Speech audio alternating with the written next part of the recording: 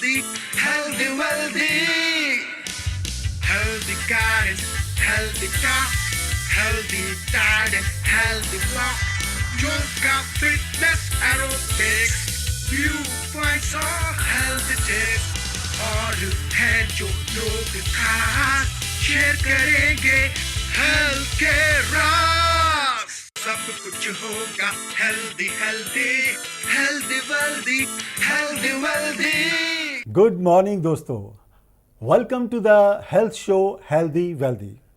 दोस्तों, हम एक बार फिर हाजिर हैं आपके लिए लेकर प्रोग्राम हेल्दी वेल्दी. पिछले प्रोग्राम में हमने टॉपिक लिया था पोल्यूशन और हाइजीन.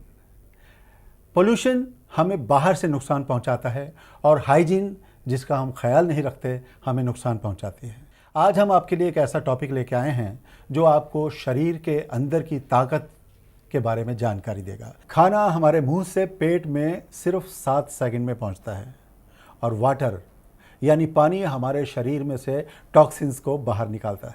तो आइए शुरुआत करते हैं हमारे इस प्रोग्राम हेल्दी वेल्दी की, जिसका आज का टॉपिक है इम्पॉर्टेंस ऑफ विटामिन्स. लेकिन उससे पहले देखते हैं कि हमारे योग एक्सपर्ट आज हमें क्या सिखा रहे हैं. चलिए शुरुआत करते हैं पहले सेगमेंट से, योग. लेट्स ट्यून टू योग.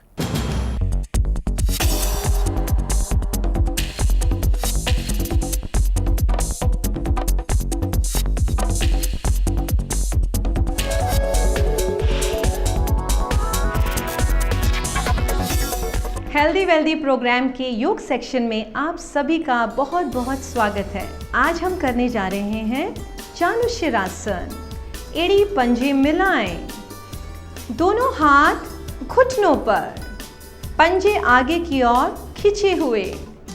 दाएं पैर को मोड़कर जंघा मूल के साथ लगाएं व दोनों हाथ उस घुटने पर जो पैर सीधा है. श्वास भरते हुए दोनों हाथों को खींचते हुए ऊपर की ओर ले जाएं. भुजाओं को खींच दें पूरी शक्ति से. भुजबल्ली कान के पिछले हिस्से से सटा लें.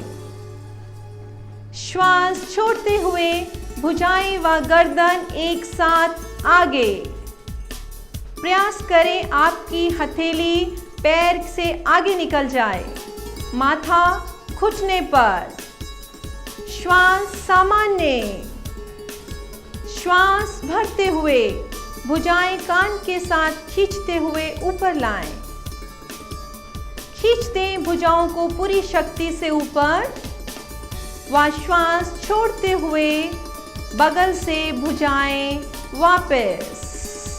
इसी प्रकार हम दूसरे पैर से इसका अभ्यास करेंगे. बाएं पैर को जंघा मूल से लगा लें. दोनों हाथ सीधे वाले पैर के घुटने पर, दृष्टि सामने. श्वास भरते हुए भुजाओं को खींचते हुए ऊपर ले जाएं. पूरी शक्ति से भुजाओं को ऊपर खींच दें. श्वास छोड़ते हुए भुजाएं व गर्दन आगे. माथा घुटने पर. रीढ़ सीधी. श्वास भरते हुए भुजाएं व कान एक साथ ऊपर. खींचें पूरी शक्ति से भुजाओं को ऊपर की ओर.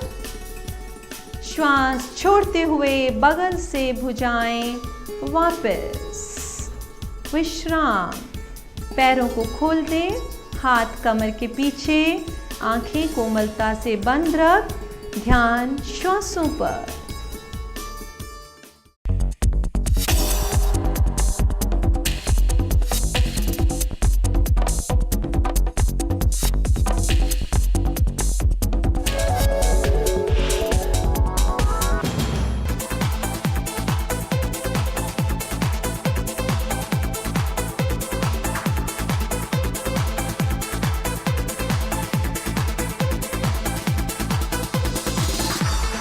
आज मैं आपको लेग्स की एक्सरसाइजेस के बारे में बताऊंगी. लेग्स की मसल, क्वाड्राइसेप मसल के बारे में हम एक एक्सरसाइज करेंगे जिसको कहते हैं लेग एक्सटेंशन, जो एक मशीन पे करी जाती है. आइए आज करते हैं leg extension.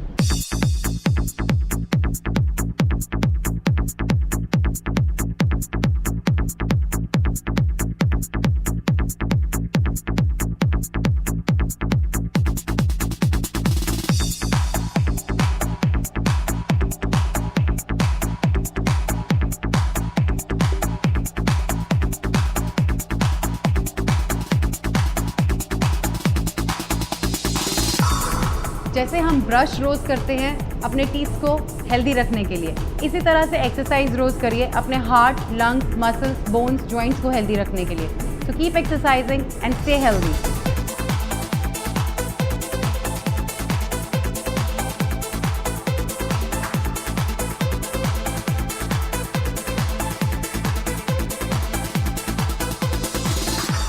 Early in the morning किए गए योगा से आदमी अपने आप को तंदुरुस्त महसूस करता है। आइए अब हम अपने टॉपिक पे चलते हैं और आज का हमारा टॉपिक है इम्पॉर्टेंस ऑफ विटामिन्स। विटामिन हमारी ग्रोथ के लिए कितना इम्पॉर्टेंट है। अगर हमारे खाने में विटामिन्स की कमी हो तो हमारे शरीर में डेफिशिएंसीज आ जाती हैं। आइए इसके बारे में हम जानकारी लेते हैं हमारे एक्सपर्ट डॉक्टर से।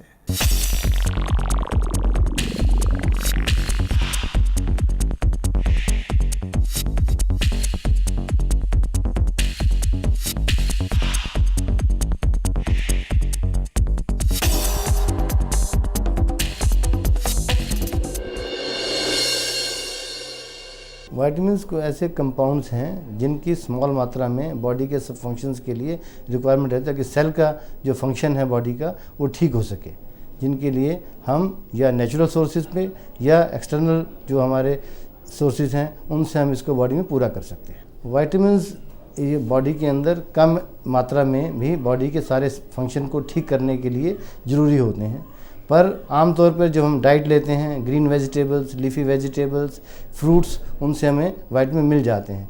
लेकिन जब जिनमें ज़्यादा इनकी ज़रूरत होती है, जब हम किसी इन्फेक्शन से, फीवर से जब हम सफ़र कर रहे होते हैं या कुछ बीमारियां हैं जिनकी वजह से डाइट पूरी नहीं जाती, तो हमें इनका थेरापेटिक डोजेज के अंदर जो डॉक्टर की प्रिस्क्रिप्शन के ऊपर हमें जो विटामिन लेने चाहिए वो हमें लेने की ज़रूरत पड़ती है। विटामिन फीवर को दूर करने के लिए नहीं है, विटामिन सिर्फ बॉडी की स्ट्रेंथ के लिए, फंक्शनिंग के लिए हैं।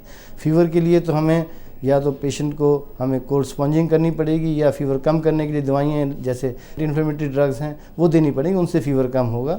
या जब बॉडी में कोई बैक्टीरियल इन्फेक्शन है उसके लिए हमें एंटीबायोटिक देनी पड़ेगी ताकि फीवर का जो रूट कॉज है उसको हम टैकल कर सकें।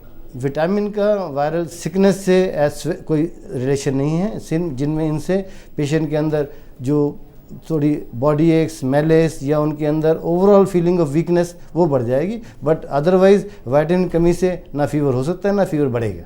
ऐसी कोई आपस में इनका दोनों का रिलेशन नहीं है। Excess of vitamin first is a waste of resources and then in some cases it can lead to some unwanted side effects which can be easily avoided provided we follow the doctor's advice and don't take medicine on our own for a longer period of time. Normal diet में balance of carbohydrate, protein और fats होने चाहिए और जिसके अंदर हमारा इसके अलावा लीफी वेजिटेबल्स, फ्रूट्स और proper intake of water, nutrients बहुत ज़रूरी है। और इनका कोई भी मात्रा में ये जब हम खाना देते हैं उससे कैलोरीज हमारी काउंट होती हैं। प्रॉपर कैलोरीज के अंदर डिस्ट्रीब्यूशन होनी चाहिए कि जो फैट है उसका कम इंटेक रहे, प्रोटीन से और कार्बोहाइड्रेट से इंटेक ज़्यादा होना चाहिए ताकि बॉडी में साइड इफ़ेक्ट्स इन ज़्यादा एक्स्ट्रा फैट से जिससे हार्ट की बीमारियाँ या फिर ब्रेन के अंदर पैरालिसिस अटैक होने के या वेस्कुलर ब्लॉकेज होने के चांसेस कम हों। तो ये थी हमारे एक्सपर्ट डॉक्टर की दी गई विटामिन्स के बारे में जानकारी। विटामिन्स हमें अपने खाने में किस तरह से लेने चाहिए इसके बारे में उम्मीद है कि आप जान गए होंगे। तो आइए अब हम चलते हैं अगले सेगमेंट में और हम आपको देते हैं कुछ हेल्थ टिप्स। विटामिन्स का यूज़ हमें सिर्फ डॉक्टरी रिक्वायरमेंट जो एडवाइस के हिसाब से करना चाहिए, जितना हमें रिक्वायरमेंट है उतना ही लेना चाहिए। और कुछ विटामिन आजकल जैसे विटामिन B12 है या विटामिन D है जो हमारी इंडियन पॉपुलेशन में बहुत अभी भी जब आमतौर पे 70 to 80% लोगों में कम पाया जाता है, पर इन विटामिन्स का भी हमें अगर पॉसिबल हो पहले मेडिकल जांच कराने के बाद जो विटामिन जब लेवल कम है उसके हिसाब से डॉक्टरी एडवाइस के हिसाब से लेना चाहिए। Unwanted and unwarranted use of vitamins could be harmful to the body itself. जो स्पेसिफिक बीमारियां हैं अगर हम देखा जाए, विटामिन ए है अगर उसकी डेफिशिएंसी हो उससे ब्लाइंडनेस होती है, विटामिन सी है उसकी डेफिशिएंसी हो तो स्कर्वी होती है, विटामिन बी के अंदर डेफिशिएंसी है उनसे आगे जाके स्किन की बीमारियां होंगी जिनको पेलेग्रा कहते हैं, विटामिन B12 है उनसे बॉडी में एनीमिया होता है। तो इसलिए अलग अलग विटामिन से अलग अलग बीमारियां होती हैं।